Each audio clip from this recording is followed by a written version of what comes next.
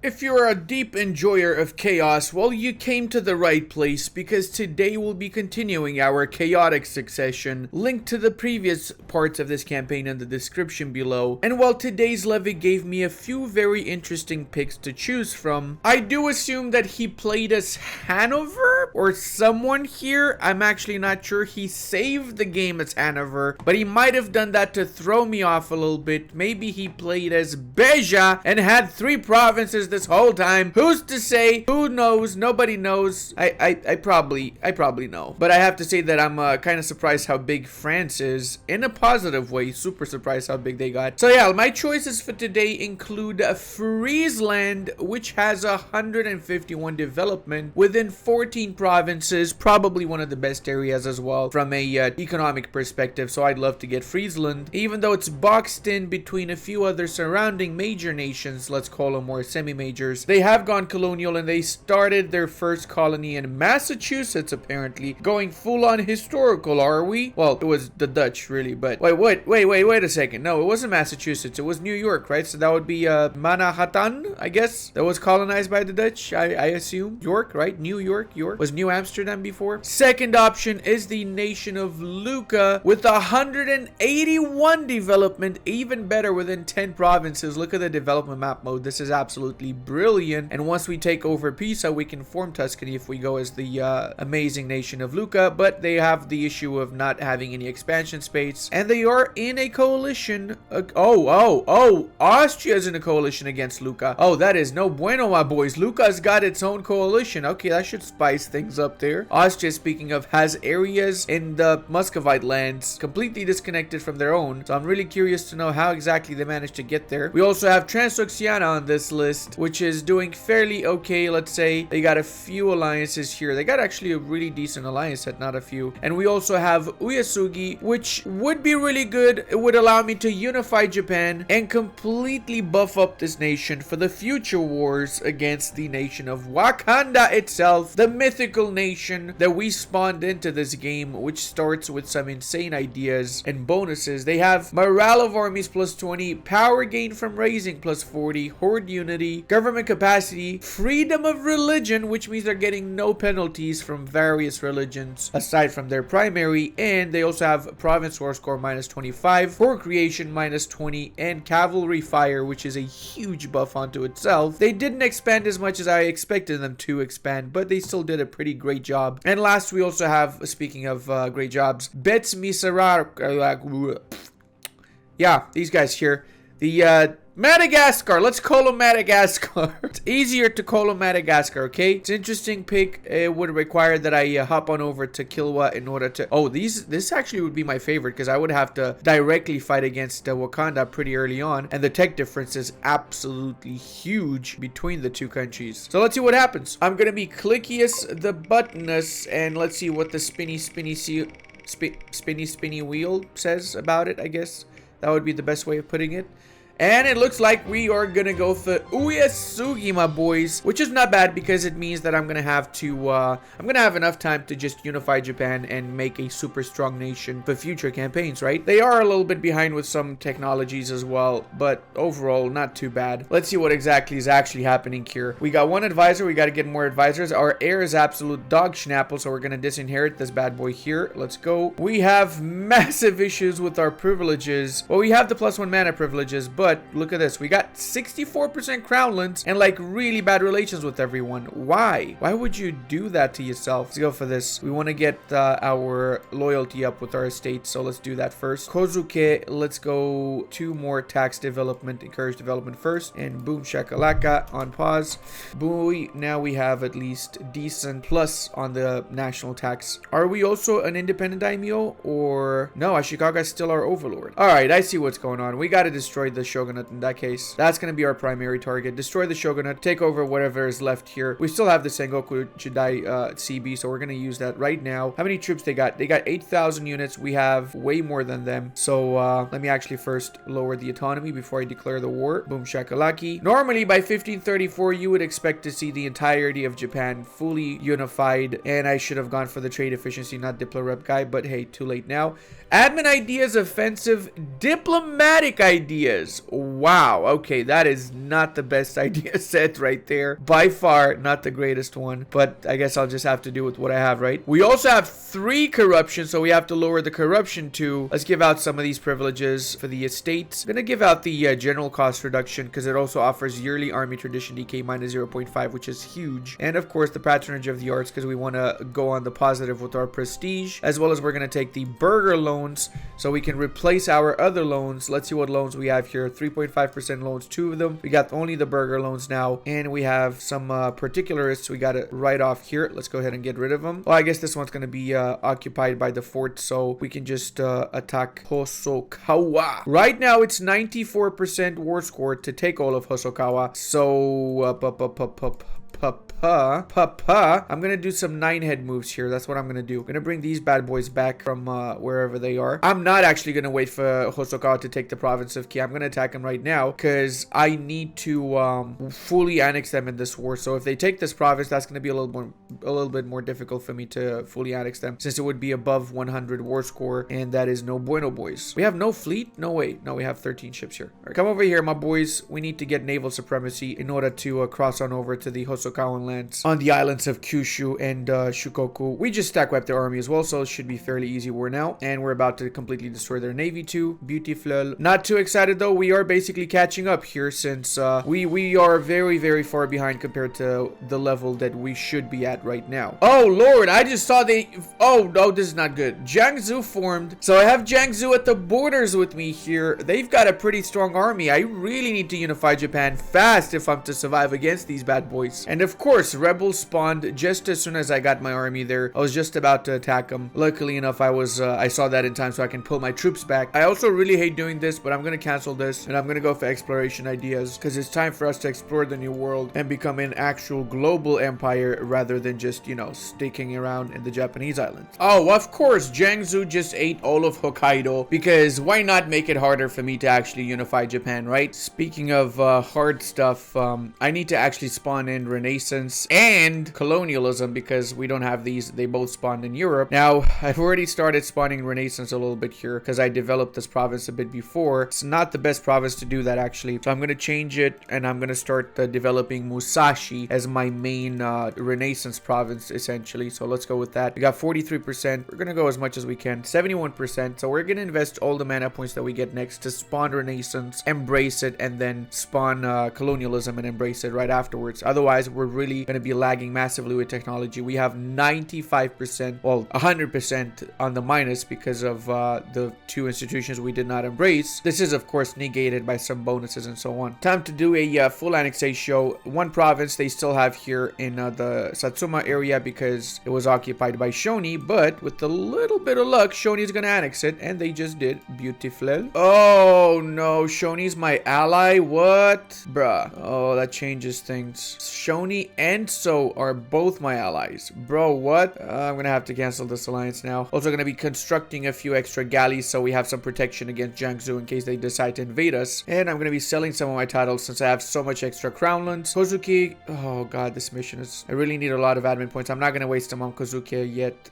for that mission, just yet at least. Because I also need my admin points to core the lands that we just took from Hosokawa. To make our prince consort a leader, and let's attack Hatakeyama, which apparently is allied to Shoni. So actually, we will be fine in taking over all of Japan before attacking the Emperor, because these boys are allied to each other, right? It does mean that we're taking double the aggressive expansion, and it's double the price for taking these provinces, so keep that in mind. I'm gonna invest my money also in a few extra buildings around. No trade buildings, maybe some barracks too would be nice. Yes, please. He fell pretty fast, but we still have to wait until the rest of the alliance sets falls, namely the provinces in Shoni fall. Oh, dude, 1 corruption again. It's not like we didn't have enough corruption as it was, bro. Come on. Why you gotta do me like that, game? Why you gotta do me like that, huh? If I was to piece out Shoni separately, I would have to pay Diplo points for every province of theirs. But if I just go to Hatakeyama and I directly take all these provinces from Hatakeyama's side, I don't pay any Diplo points for the Shogunate or Sengoku Jidai CB. I can even take a little bit of money, so there's that. Booyah Shinoki. Now we just gotta deal with the actual Shogun. But I sent some of my units to wipe out the natives in our first colony. Why not start a colonial empire the good old-fashioned way, right, boys? I'm talking about starting it with a blast. There you go. There was nobody here when we arrived. This is evidence right here, okay? If you say something else, then you're wrong. Now let's send our boys back home. I do this because I really hate having rebellions that destroy my settlers' progress after a few years, and it always happens. I know what some of you also thinking, why don't you just give out the privilege that lowers the chance of rebels popping out? I will maybe do that, but I'd rather not waste another privilege slot that I can use for something else when I can just wipe out those people. The added benefit is that not only is there going to be no rebellions, we also are going to eventually get this to be our culture and our religion once we fully colonize it. And I know, yes, you get a small well, it's not a debuff. You do not get the buff that you would have gotten to your goods produced if you colonized it properly without killing the natives, but it's still worth it in my opinion to do the unthinkable. Also going to cancel the alliance with so I can attack them and annex them in the war against Ashikaga afterwards. All right, let's see how close we are now to spawning this bad boy in. Boom, boys, we got Renaissance in Musashi. Now we're going to be getting colonialism by investing in Musashi afterwards. So we're going to continue to develop this province. It's expensive, but the amount of mana points that we put into this equates into more progress for the particular institution. So just really spam and make Musashi great again, essentially. And as always, lower autonomy in your provinces. Lowering autonomy makes a huge impact on your economy and your manpower. So always do it. It will definitely help you out. Yes, we get rebels spawning in, but it's fine. Rebels is just something to do whilst you're not at war, really, and get a little fraction bitty of army tradition too in the progress, I guess. Oh, I just noticed Tondo unified pretty much the entirety of the Philippines, dude. I should make an alliance with them, or I should attack them and fully annex the Philippines for myself. I like the second option a little bit more. Far too long have our people been oppressed by the vile Ashikagians, so we're taking stuff back into our own control here, getting rid of them, and making Japan the ultimate anime land where people in the future will come. That's it. People in the future will come. I'm so gonna get canceled after this video, aren't I? Hey, we can become a kingdom. Nice. A grande daimyo, yes say. So, what's going on? So, why are you wearing pink, man? Isn't that a little bit cringe? Just saying. Just asking the real questions here. Oh, we can actually do our peace deal right now without even fully annexing or fully sieging down. So, apparently, because we took all of Ashikaga stuff, nice, means we are now the new shogun, and we can also form Japan if we want to, abolishing the shogunate and the progress and allowing us to get the Japanese national idea to replace our Uesugi ones. Let's focus first and foremost on building up our nation. Now we're gonna do a little bit of playing toll actually. I'm gonna explain my steps as I go along, and we're also gonna have a war afterwards to take back the provinces from Jiangsu to get our rivals Jiangsu and all the other bad boys here. They need to pay for their insolence. Seems to me like we won the political game and we gained political supremacy. Next up, we need to do a little bit of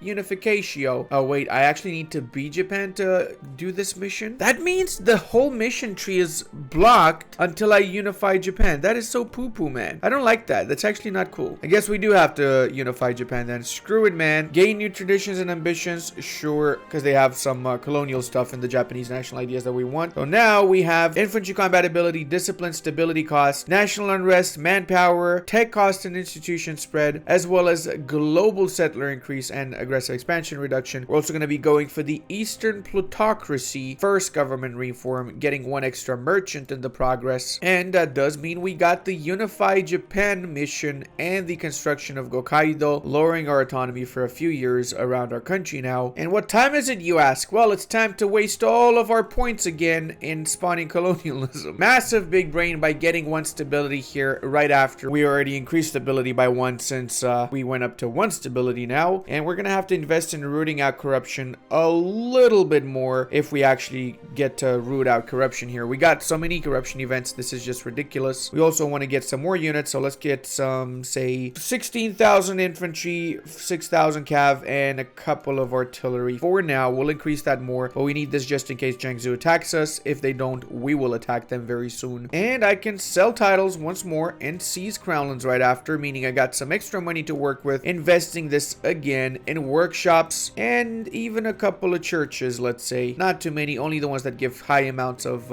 income. Plus, courthouses are great for the governing capacity reduction, plus the autonomy reduction that they offer to, and other bonuses, and the fact that it's cheaper to maintain states as well. Hey, Echigo's producing gold. Hell yeah, boys. So this is something unique to the Japanese. If you guys don't play in Japan much, the provinces of Echigo and the province, I believe, of Izumo or Iwami, I don't remember. Oh, I think it's Iwami because it already has gold, will produce gold from an event. So the initial trade good that they start with will change to gold in these two provinces down the line. I do have to increase the production to 10 production to get the optimal amount of gold from here, though. I'm gonna do that now, actually, for Ichigo. Dev this up as much as I possibly can. And it also looks like Ming is losing the southern bits of its country. It's dying off to rebels, and it only has 45 mandate, meaning that its units are pretty weak. Not as weak as they could become, but they're still pretty weak. Hello there. Shun Dynasty just popped out. Oh my god, they have a huge amount of land.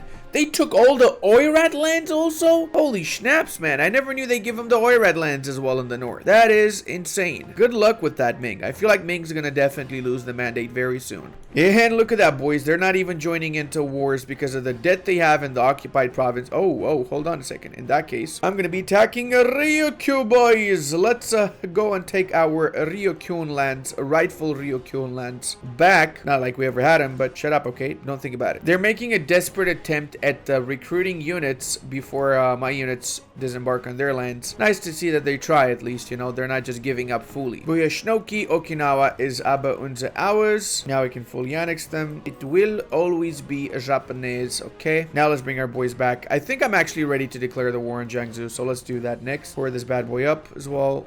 They have 23 ships. What kind of ships do they have? That's the big question now. I've got mostly galleys. They've got galleys and transports mixed in with, I'm guessing, some trade ships as well. So we should technically win the war against them easily then. Let's bring our units to Oshima since the majority of the battles are going to be on islands. And just in case, let's get a few extra galleys. Let's say, I don't know, this many galleys. Our shoguness becomes a general. Shoguness, that sounds weird as snaps, dude. Ina the First Uesugi is actually a Chad Lord. Holy snaps. 3622 hot diggity dong dong. Hey, now we got Conquest of Okinawa, so we got the permanent claims on Taiwan. And why not start this off also with -1 stability, obviously. They have 17,000 of their units over here. Now, if it's only these guys here, I should be able to take out their army. If they're separate and they don't reinforce, then I can stack wipe their army here and then stack wipe the other one on the other island afterwards. Let's see their tech as well. They got military tech 9. I'm at tech 10. They are a horde, but I have more troops and I have cannons as well, so I'm fairly confident we got this. Let's change the leader to our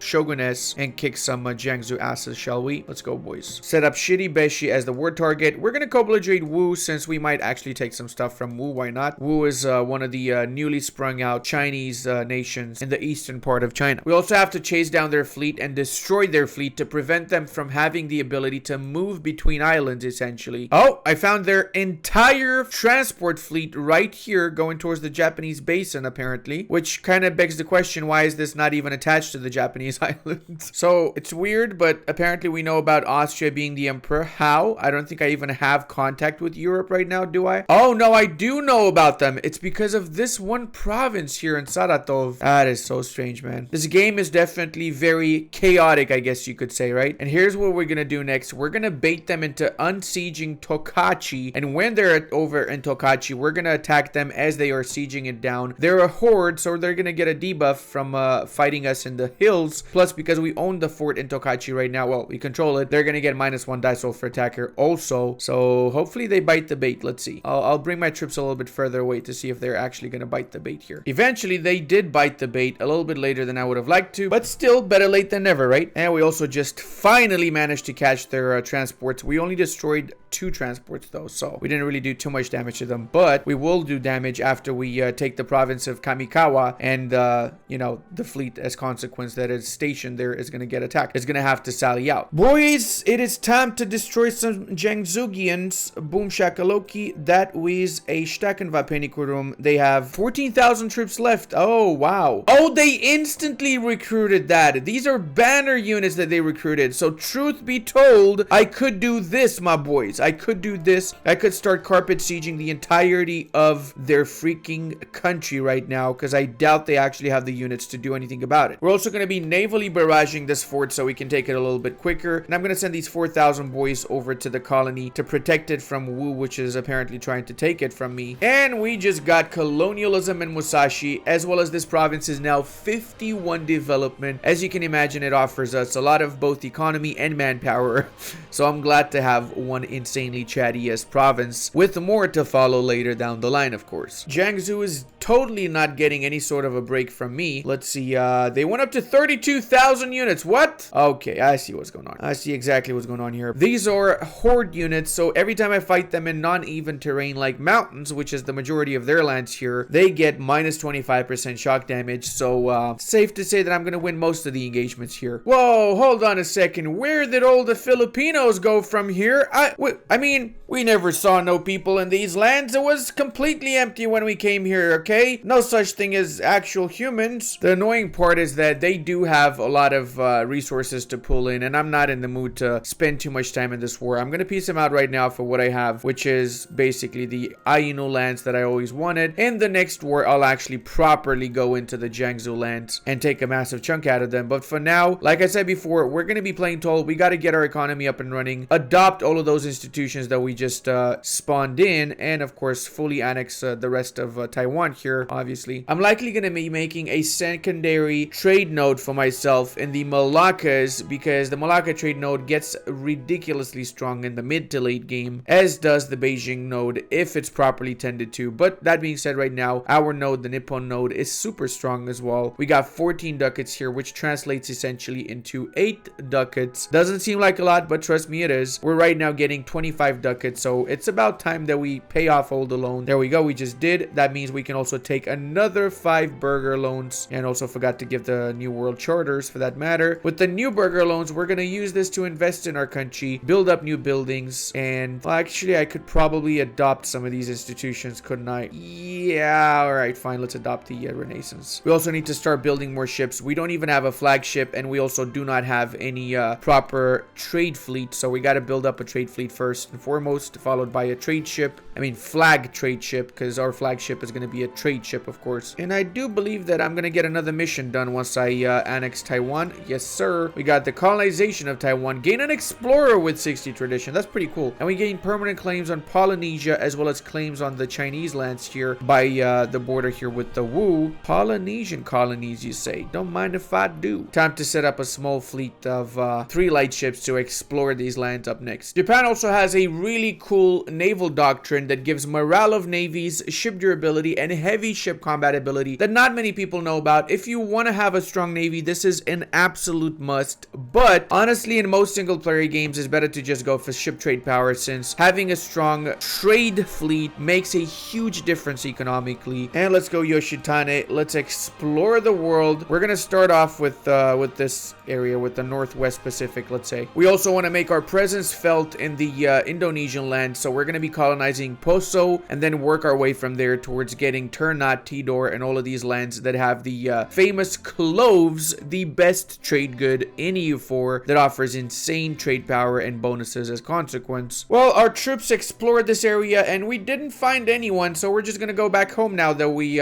explored the area. We're gonna add the trade power per ship and fleet, meaning we're gonna get a lot more trade power from having this flagship in a trading fleet of light ships. We're also gonna increase the fleet movement speed, that again helps with our trade power, and I'm gonna set up the fleet privateering efficiency just in case I want to privateer some of my rivals' nodes. Pirate Japans, boys, Pirate Japans. I believe the nation of Tondo has lived for far too long in the shadow of Dilapadoop. Who is Dilapadoop, you ask? Well, he totally is not a person I just invented for the sole purpose of talking. I guess what I'm trying to say is I'm a dirty colonial nation, okay? I'm trying to take everybody out because I can and no other reason. That's why. And at least they're recruiting units. There you go. They're fighting back against me. Wait, they got arquebusiers? What's their tech level at? 10. Okay, they got the same tech level as I do. Fair enough, my boys. Oh, I need to adopt colonialism, don't I? Hell yeah, man. You know what? Screw it, boys. We're gonna go ahead and we're gonna adopt colonialism so we can take cheap technologies, will almost at Tech 12 here. And I mean, like, money is really just a number at the end of the day, right? We're also a great power now as consequence with 488 development. We actually have to get Diplotech 10 fast because we are getting unbalanced research, which is giving us corruption per month now. 0.10 corruption from unbalanced research. Let's pay off some of these loans. And we took their capital in Manila. Now let's go ahead and crush their spirits completely. With the last holdout of Tondo out of the way, we can do a very cheeky peace deal here and basically fully annex them. 96 aggressive expansion. Whoa! That is not little. That is definitely not little. But it doesn't matter because we've basically gotten the Philippines for ourselves now. And I'm sorry, what? Andalusia as a rival? What? Where the hell is Andalusia? Oh no, don't tell me they have some colony close by. Oh, they did go colonial. That means they do have some colony close by. Is Australia Andalusian? Oh no, that is bad. That is really, really bad. Just realized that the printing press also spawned and I do not have it. So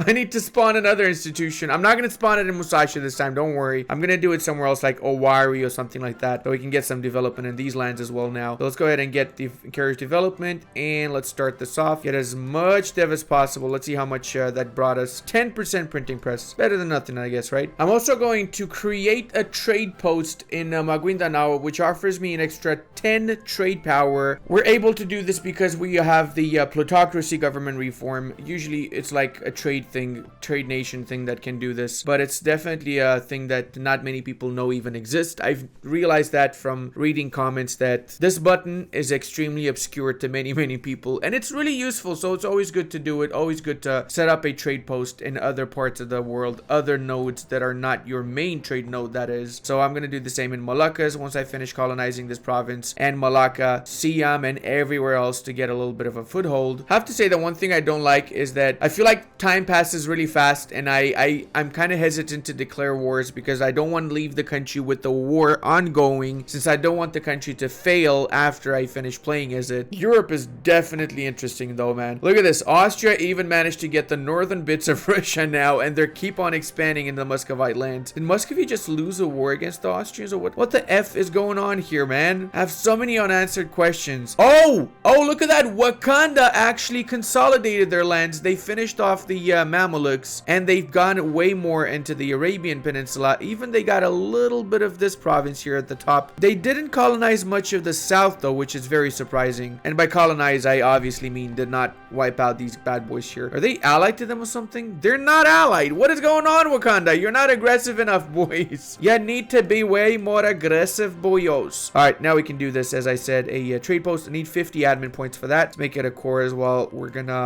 not gonna make a trade company out of this area. We will likely make a trade company, but we're gonna do that out of other trade nodes, not the Moluccas and Malacca. Since next time I'm gonna be colonizing this province because adjacent to it. Oh, Lanfang exists. What? When? Oh, you know what? I'm gonna put this as one of Zlevik's options here. Lanfang, hands down, is a viable option. Look at these bad boys. President Quan Lu, Confucian Hakka boy, Grand Republic, Kongsi Federation, presidential system. This nation is insane and a lot of fun to play with. Yeah, look, we got 1 year left now, which is pretty pepega. It's not really that much time, so it doesn't really offer me the ability to do much, really. Let's do this trade post before I forget about it. Sell some more crownlands and build more stuff at the same time. Our explorers are busy at work exploring the Pacific. I really hope that AI Japan is going... Whoa.